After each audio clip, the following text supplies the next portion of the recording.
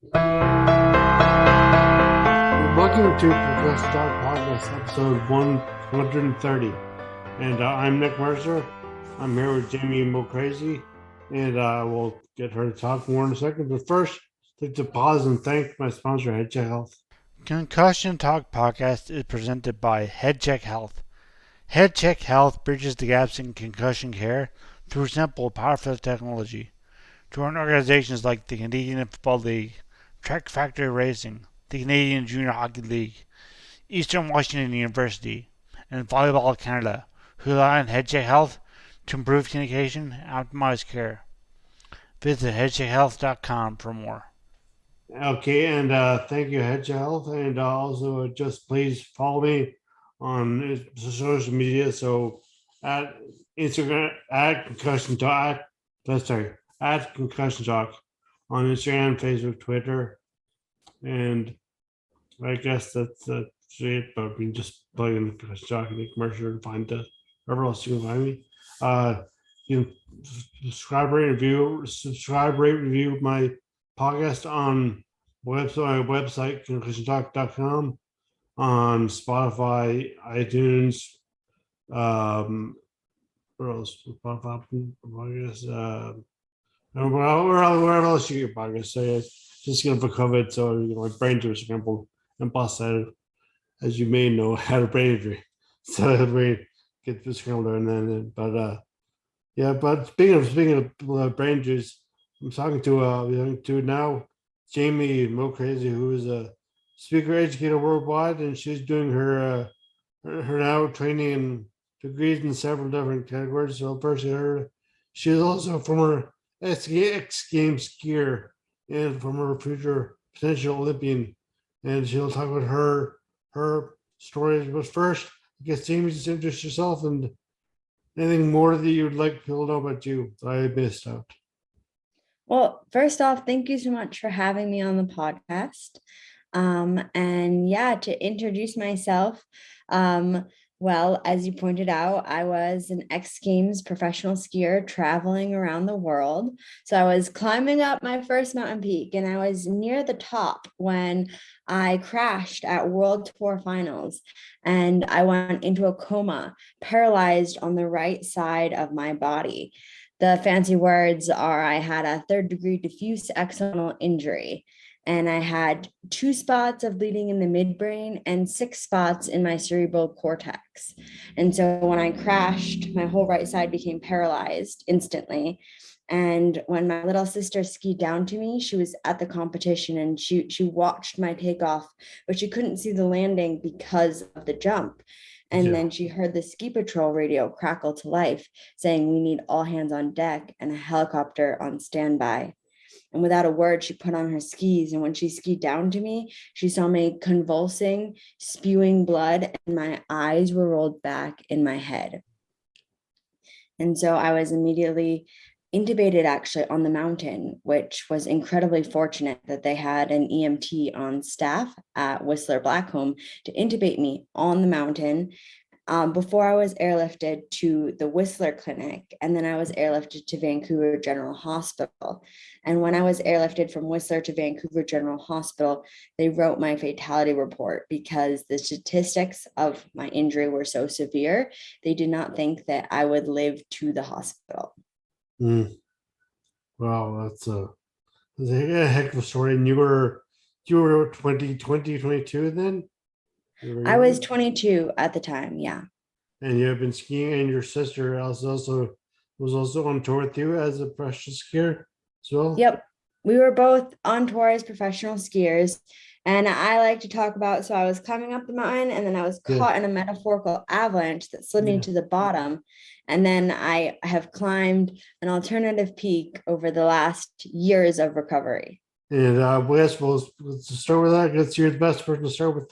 Where you like to start with your climb to recovery, or your exactly your climb to recovery to where you're now, and you're talking about the brain neuroscience and your brain injury recovery and brain. I forget all the 3 degrees you said you had, but those aspects of what you're hoping to do with your foundation, and that's a lot. So we'll start with your physical and psychological and emotional recovery from a brain injury, which I guess you can't really boil down to 20 minutes or whatever. But so as it says, you speak a lot on us, you know how to do it well. So if your recovery from a brain injury, so with your brain injury in April of 2015, and you were started recovering, you started your rehab when? So instantly. So I was taken from the mountain. I was airlifted to Vancouver. I was in the coma for 10 days. And during the time I was transported from Vancouver General Hospital to Intermountain Medical Center in Salt Lake City, Utah. And so as soon as I left the hospital, like doing inpatient therapy in the hospital, so I was on multiple different floors. And I started living at home. I started going to outpatient therapy 5 days a week. And that is something that's actually awesome because Utah has a traumatic brain injury fund, which helps support individuals like this. So my insurance would not cover me to go to outpatient therapy 5 days a week.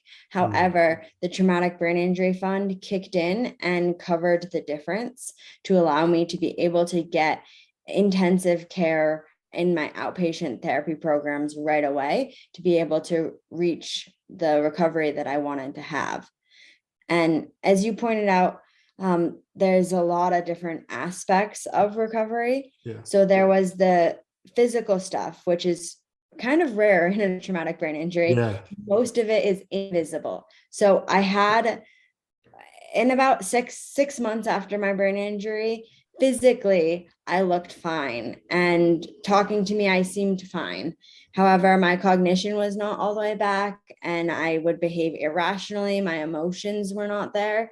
And so it took years and years of invisible recovery through those deficits, which is why I've stayed attached to brain injury so strong. I'm actually the chair-elect of the Utah Brain Injury Council. And as you pointed out, have a lot of certifications concerning peer-to-peer, person-centered practice, brain injury fundamentals. I'm in the process right now to become a certified brain injury specialist And on the federal level. what does that entail? What does that mean to be a certified brain injury specialist? What do you have to do for that? So basically they have a textbook from the Brain Injury Alliance of America has created a textbook about like 20 chapters with a lot of in-depth information. And you have this fall, I'm going to be taking classes on it, and then we'll take an exam. And if I pass the exam, I'll be certified. And as it is right now, there's only 15 individuals in the state of Utah who have the brain injury specialist certification. So it's not very well known or well sought after. That's one of the biggest things about brain injury, which you might have experienced in your recovery process as well, is the communication is really stagnant around it, is what I've been experiencing. Yeah, no. So if you know that someone has a podcast or someone, there's different programs that are nonprofit programs that help individuals, like MoCrazy Strong, my nonprofit. We do peer-to-peer guidance. So we give out some videos, and then you can also book to get consulting and coaching directly from us, as well as go to some of our different events that we have. However, even in the state of Utah, you don't know all the opportunities you have for your healing. And so that's one of the big things with brain injury.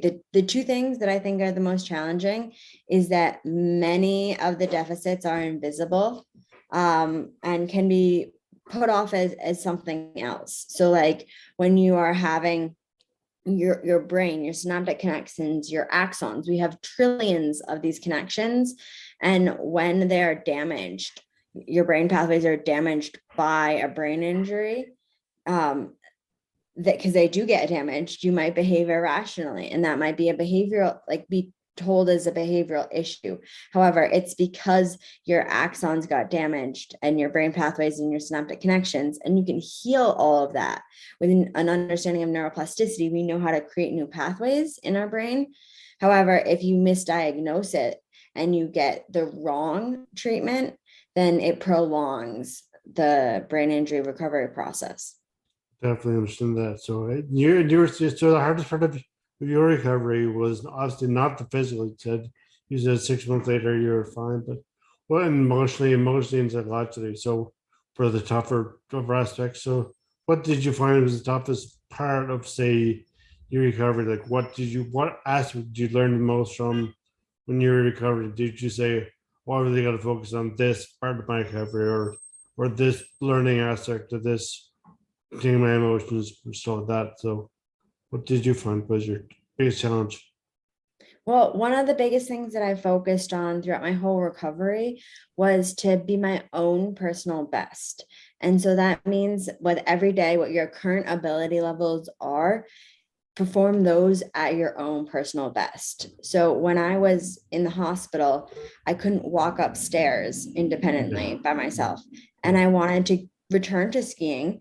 But however, thinking about those big goals was too ambitious and too far reached. It seems kind of overwhelming. So I Yeah, would focus on what I currently could control. And so what I could control was practicing walking up the stairs over and over again with my sister, my physical therapist, like, because I had a gait belt, which is like a human's leash. yeah, And so I couldn't go by myself, but I'd convince them to practice with me because I was performing at my own personal best. So that was one of the big things is instead of thinking about what society thinks is the most successful or the best, focus on your own current abilities and perform those at the best. Because if I had not practiced going up the stairs multiple times and forced myself to do that and given myself attainable goals to accomplish, I would never have gotten back to the level of what I recovered and who I am today. So that's one of the big things is to just focus on setting little attainable goals. And another aspect that was very important was tied in with the emotional aspect. An example is I looked at the view. And what that story is when I left the hospital, I was really weak. And I had been an athlete my whole life. And so it was really humiliating and depressing for me to be so weak. So I would tell my family and friends whenever we would go hiking, because I wanted to go hiking, yeah, that I needed a break. I needed a break. I needed a break over and over about every 5 minutes. And so we changed what I was saying to look at the view. So every 5 minutes, I'd say, "Hey guys, why don't we look at the view?" And we are in Park City, Utah, and there's always an amazing view. yeah, And even that word choice, like some of the things that we are telling ourselves, like I can't do this or I need a break. If you change the word choice that you're using to looking at the view, then all of a sudden everyone was noticing their surroundings more. So a lot of my friends and family who'd go hiking with me were like, "Wow, we never actually really looked at the view at this time." And so that became a metaphor, a lot of lived experience, but a metaphor for all different yeah. stages in our life. Whenever you want to accomplish big goals and you feel overwhelmed and stressed out in the process, because you're going to feel overwhelmed and stressed, just stop and look at the view and pay attention to the words that you are telling yourself. So is that something? Because that sounds like great advice. So did you come up with that yourself or your family before or during your training for skiing and freestyle, free slope style free skiing? And so did you did you come up with that idea then, or did you come up with that idea on your own during your recovery, or was that from your peer to peer brain injury sport, your brain injury training sessions? Well, it started the be your own personal best was Yeah. a motto that my mom raised us with, and um, always perform at your own personal best because she has a master's in psychology and a lot of training on early childhood brain development, which Oh, was okay. incredibly useful when my Yeah. brain was redeveloping I because she bet. knew a lot of strategies and steps, which is why we give out for our peer-to-peer guidance. It's not what we say, it's all been peer-reviewed articles that are scientifically proven that we share and concepts that we share. But so this concept, the Be Your Own Personal Best, started during my ski career. And that's one of the reasons why I became the first woman in the world to land a double backflip, any sort of a double flip. I've seen that on your homepage at the MoCrazy strong.org.com. Forget if it's .org.com, but there's that video that comes up on the screen there. Are you doing Yeah. that backflip? That's amazing. Thank you. And one of the main reasons why that happened was because I was being my own personal best for that day. And so society quite often doesn't want us to be our own personal best and makes us nervous, overwhelmed. There's all different things that they try to put us into boxes. However, if you are living at your own personal best, you can break society's stereotypes. So that's kind of how I saw it before my accident. And then that concept strengthened tremendously because my own personal best went from being the first woman in the world to double flip to swallowing a glass of water. It took 2 weeks Yeah. after my feeding tube was taken out for me to swallow a sip of water. And so it was very drastically different. I know that aggravation. But so do you, when you, because you obviously do a lot of public speaking. When you do public speaking, do you talk about your obviously your king career, but do you meld it together, or do you talk about being your own personal best? Is that your the epitome of your talks, to be your own personal best, or do you talk about specific brain injury aspects of brain injury recovery? Well, what exactly I focus on differs to who my audience is a little bit. So when I have a corporate audience, my mission is really to it's kind of focused on like the mental aspect of like being your own personal best, overcoming challenges, creating your own luck, that Inspiration. aspect. Yeah. However, I firmly believe it's also incredibly important for them to understand more about traumatic brain injury because an acquired brain injury is the second largest disability in the US. Yeah. And Dr. Findleston and his colleagues went through and they came up with the cost to society is $76.5 billion annually. Yeah. And the cost to society is the amount of money that goes into the medical treatments, but then also the loss of productivity. And so individuals, if you look at me for an example, when I was 22 and I had my brain injury, if I had not recovered back to being alive to thrive and able to contribute to society, then I would have had to live off of disability insurance and government help for 60 years of my life. And so that's a big drain. And one of the things is that the amount of deaths from a brain injury are greatly decreasing because of medical advances in the acute care.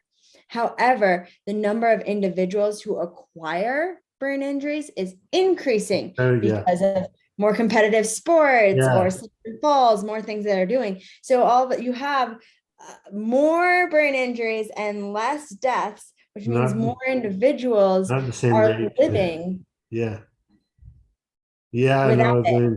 That's the same thing in Canada, at least in Newfoundland, that there's so little known about, so little. I mean, a lot is known, a lot more is known now in 2022 and as opposed to 2003 when I was injured, or 2015 when you're injured. So a lot more is known now than then, but still there's still so much more to know and so much more to alert people about the perils of, let's say, perils of activity, because you got people wanting to be active and want to encourage them to be active and live their lives and stuff. But to know that the injury is happening, that when it has happened, that there are sorry, I'm lower my hands, but there are steps you can take and things you can do and just be basically, I mean, obviously work hard and stuff like that, but obviously just into other people, just to be nice, to just be understanding, and which, I mean, I assume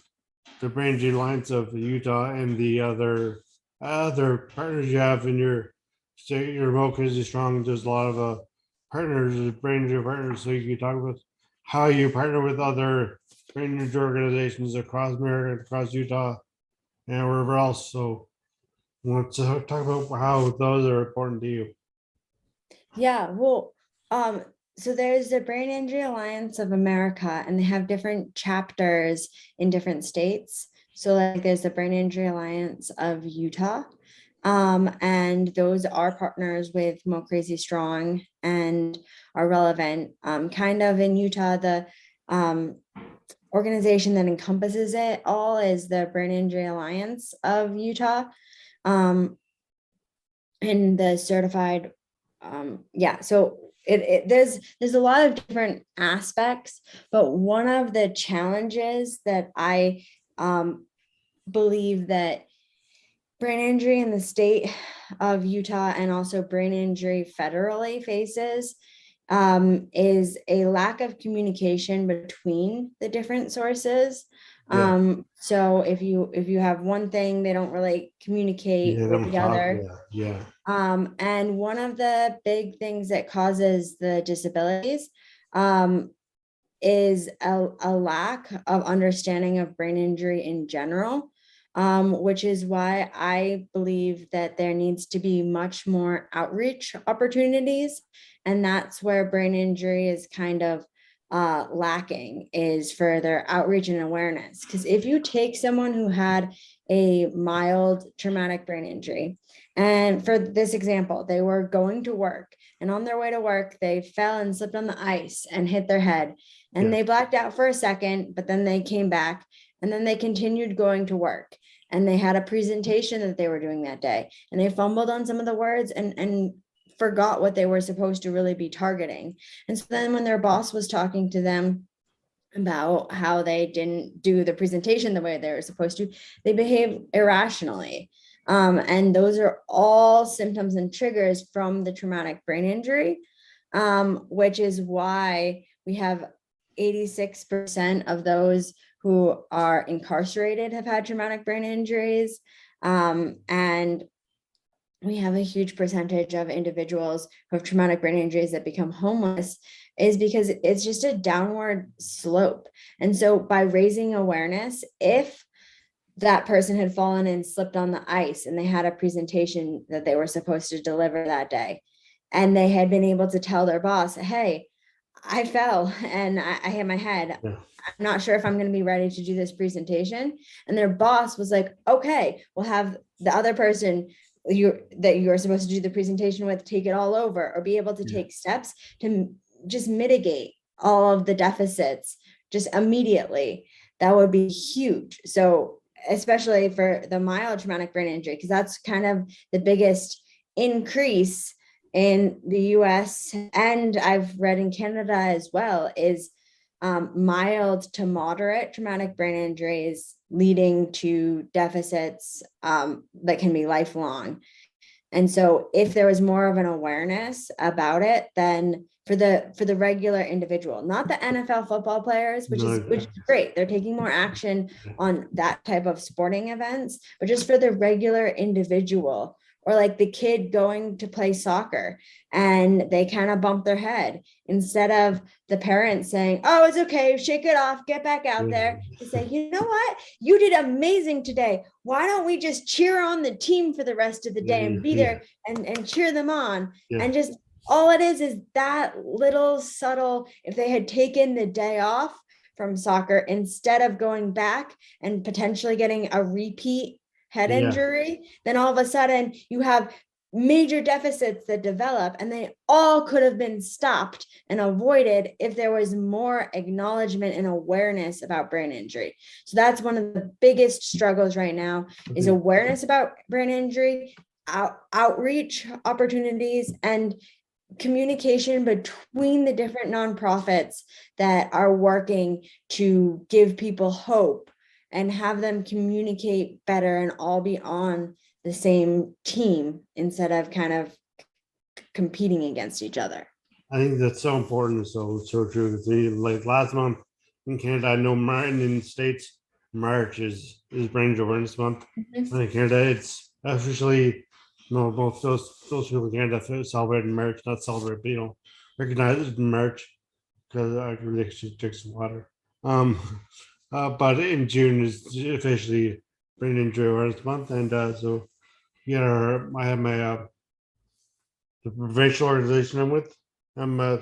I'm a board member of the Newfoundland Labrador Brain Injury Association, and we are trying to promote the same exact same thing you're saying, but recognizing, understanding, knowing that recognizing brain injury is as an important factor in just in life and society, and just and to do outreach to other organizations and not compete against each other, because it is a health issue, not just a separate thing that's should be ignored. It's part of the the big general theme of just better health and better recognition of how to support others. And my throat is really dry. But I will never mind. I'll battle through this one. I'll get water after. But yeah, you were saying that you were sort of just to also try to support these communities and to advocate for brain injury and brain injury awareness. You have started the MoCrazy Foundation. You founded the MoCrazy Foundation. So could you talk about that, please? Just what is the MoCrazy Foundation, and when and why did you start it? I'd love to talk about what MoCrazy Strong is and when and why we started it. So it actually was born the day after, when I was in the hospital and I was in the coma. So after my traumatic brain injury, my little sister Jeannie started the hashtag MoCrazy Strong, and I'm looking at my wrist because I have it on my wrist. Yeah, see it super well, but Not it a says, podcast, but I can see it. yeah, it says MoCrazy. It says MoCrazy Strong on my wrist, and so she started the hashtag MoCrazy Strong because since I had been an international professional athlete, I had supporters from around the world that bonded together and wanted to support me and hear how I was doing. So on Instagram, you could use the hashtag MoCrazyStrong, and it would bring you to pictures and videos and things that had to do with my recovery process. And then soon after when I left the hospital and was recovering, people started asking, how did that happen? Because I had a miraculous recovery.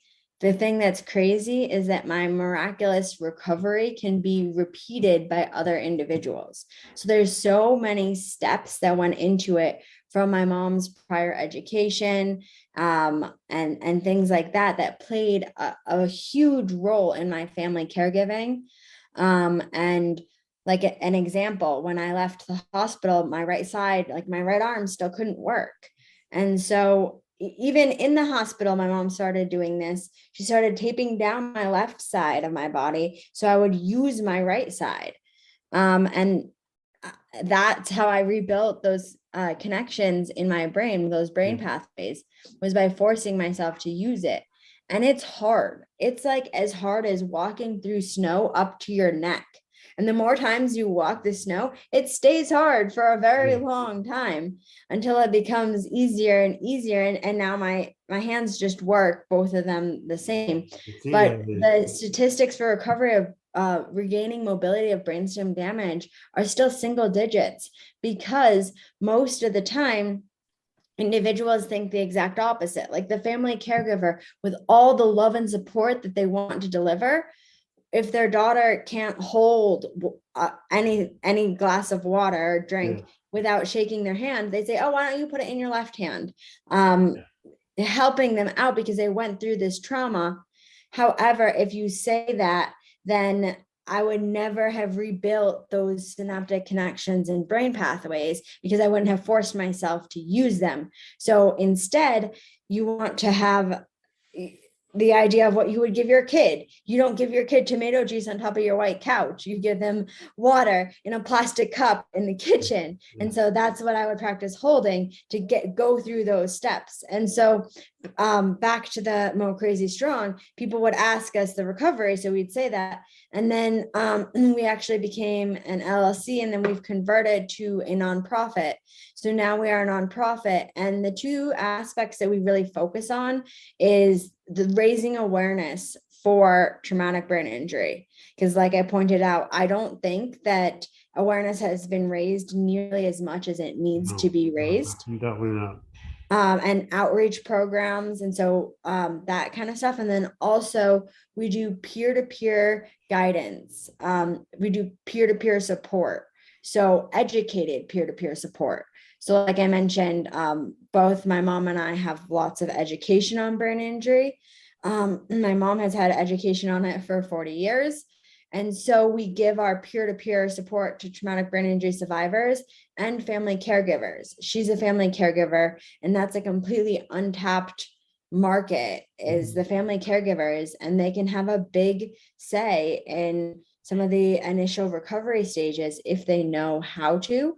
And for family caregivers, it does not necessarily have to be your blood family, because some people are not close to their blood family. But by family caregivers, that means individuals who want to play an active, supportive role in your recovery process. And sometimes they can be your best friend, sometimes they can be your blood family. But family caregivers are not trained nurses or occupational therapists. They're individuals that are on your team throughout the whole process and want to be able to support, and they don't know how to support. They don't know, even if they want to take steps, they don't know what they can do to be supportive. And nobody is really reaching out to those family caregivers and educating them on ways that they can be involved proactively from the acute stages of the injury throughout the recovery process.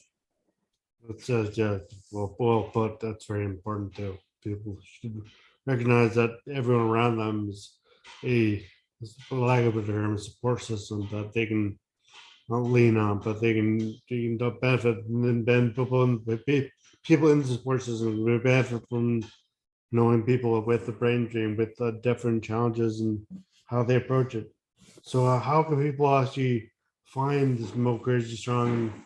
They want to donate or partake or to get you to talk. Where can they find this place? Yeah, so mocrazystrong.com is our website. You can reach out to us, email us through that for speaking. Like I mentioned, I do a lot of different forms of traumatic brain injury. So I just touched on the corporate audience, but I also speak to nurses associations. I can work to get it CEU certified in the state or province that you live in, to try to deliver some of those types of programs. I do continuing education, so I speak at occupational therapy, physical therapy, medical schools, all about the education. And the feedback I've received from that is that I bring the textbook to life. I bring the stories, because understanding neuroplasticity is still a new concept in medical schools.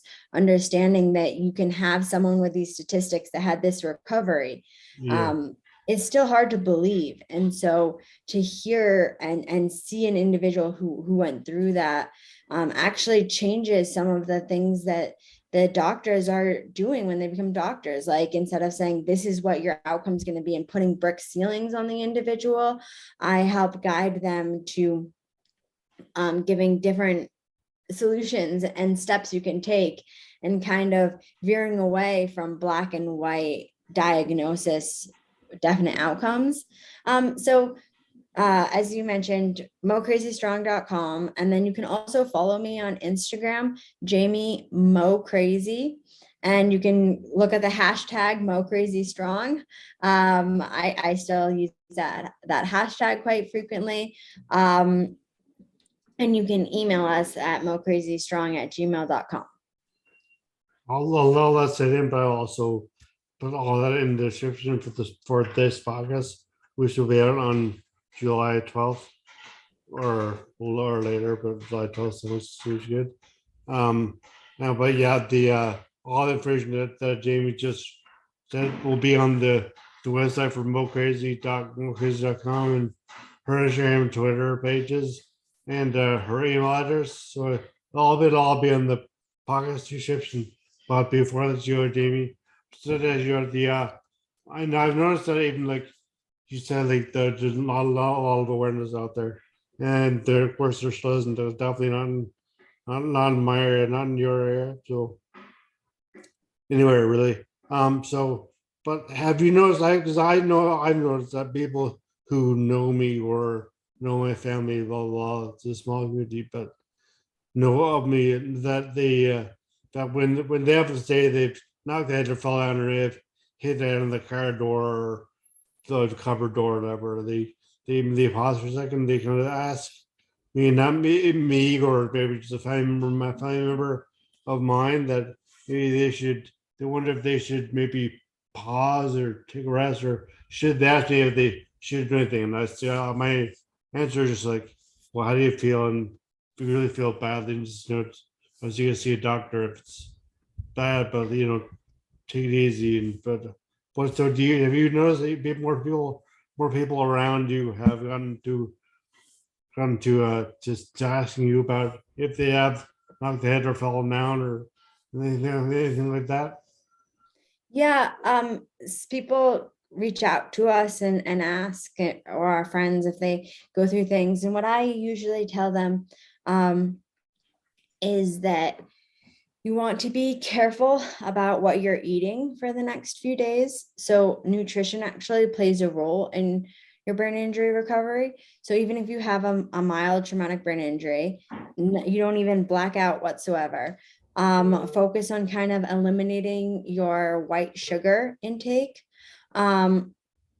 And eliminate your saturated fats intake and focus on some things like avocado, fish oil that will kind of help boost your brain's capacity to strengthen those brain pathways and connections again, because we have, like I mentioned, trillions of brain pathways. So if you hit your head, a few of them will die. So you kind of want to focus on helping and strengthening and recreating new ones.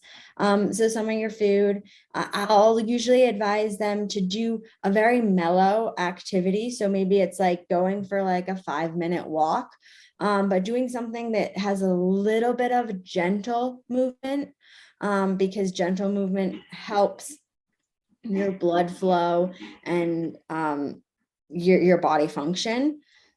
But you don't want to do like an actual workout or an actual soccer game or a ski race. Like you want to kind of keep it mellow for a couple of days, and then see if you, what I also tend to advise people to do is to play some cognitive exercises.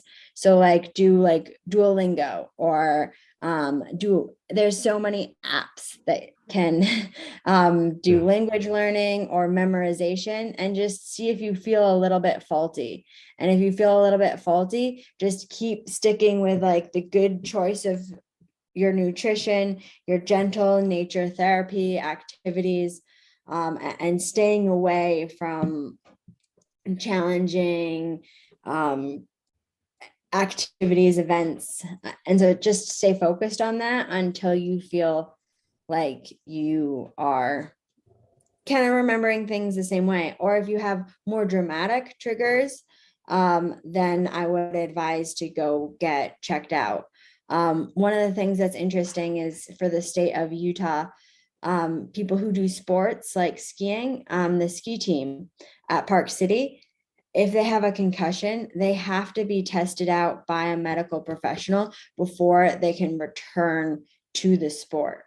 And if that's what we're doing for our kids, a similar type thing should happen for adults. If you feel like you need to get tested, even if you feel like you don't, if there's anything that feels a little bit wrong, you should go get tested to see, because most people are in denial about the challenges. They just brush them off until they become too big.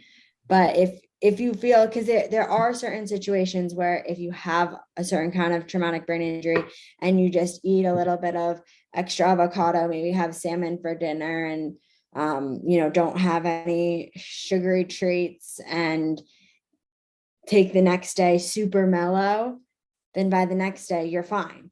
And so then that does happen. But if you have lingering symptoms, go get checked out before you think you need to get checked out. Speaking of last year, Park City and Utah and Intercity, Intermountain, sorry, hospital. My good friend and fellow Ranger survivor, Lauren Zayas, who's a physiotherapist at I don't know Washington State, where she's a physio, but in Park City, in Utah. So we actually, you're also talking about the joints and pathways you had. We did last year, 2 years ago, last year I think, whatever it was. So on listenable.com, we did. Lauren and I did a 10-part learning lesson on concussions and brain injury, and so I talked about the brain a bit, and she talked about her expertise as a physiotherapist, DPT. So she talked about how like recovering from dysautonomia and POTS and concussion and TBI and the therapy needed and stuff. So it's also just reminded me. So I think I think of course I really didn't plug enough, but excellent program, but less lessons doesn't do. But geez, I gotta get drink some better water. I'll just talk about health and nutrition, not drinking enough water today. I'll blame COVID for that. But yeah, so the last day actually, Jamie went a little ramble there, but to your important to your family, because I know my family was so important, and obviously your sister and mother have been just huge for you. So should we finish off by talking about that, and then we'll mention your organizations, your organization and your website and your social media again, because it's been a while since that. So but first, how important your family has been to you. Yeah, well, my family has been incredibly important during my recovery process and throughout my entire life.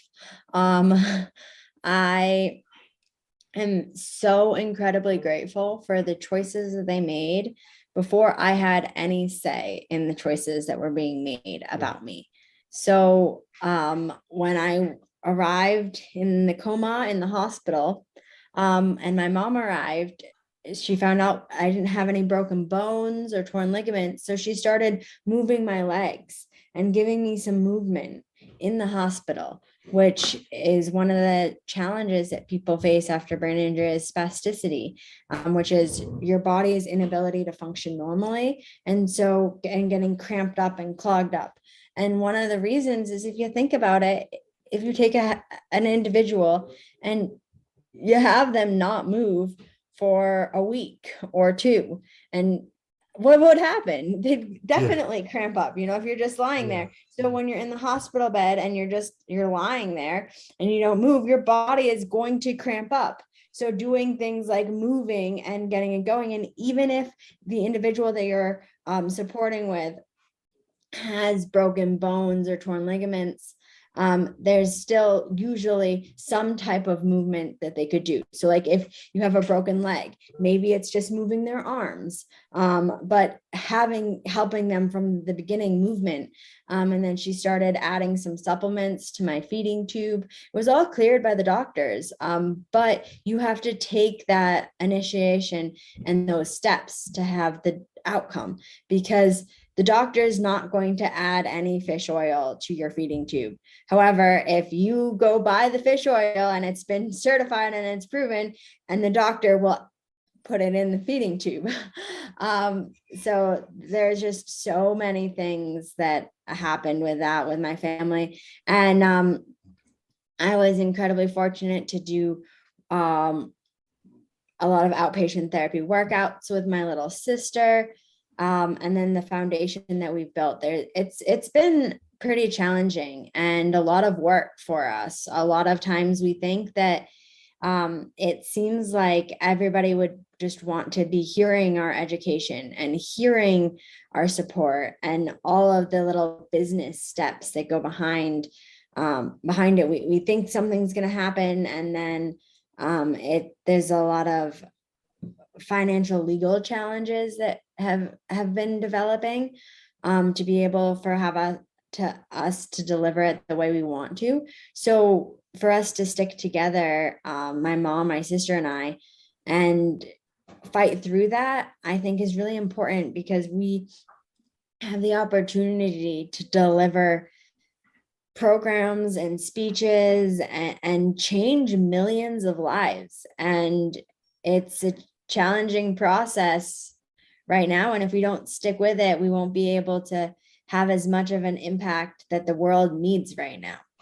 I think that's very important, and I encourage everyone to just look up. Get Jamie to talk about the website, and which would be, of course, and as I said before, in the description of this podcast. And I again apologize for lack of hydration in this episode, so that's why I'm a bit like rambling and trying to not say words that'll cause me to speaking word probably not a move either, but say it's a little bird like me, even my mouth even drier. My throat is really dry now. But Jamie, well, thank you so much, and please, I would just encourage everyone to please just check out her social media and her website for MoCrazy Foundation.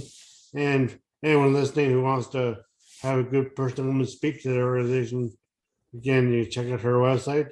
And Jamie, just before we hang up, before we start recording, I should say, just say here again your website and your Instagram, Facebook, Twitter, or whatever. So the website is mocrazystrong.com, and you can donate right on the website. And so donation helps us to be able to deliver our nonprofit mission of peer-to-peer guidance for traumatic brain injury survivors and family caregivers, as well as raising awareness to traumatic brain injury and all forms of acquired brain injury. And then my Instagram handle is Jamie MoCrazy. And Facebook, we have the MoCrazy Strong page on Facebook.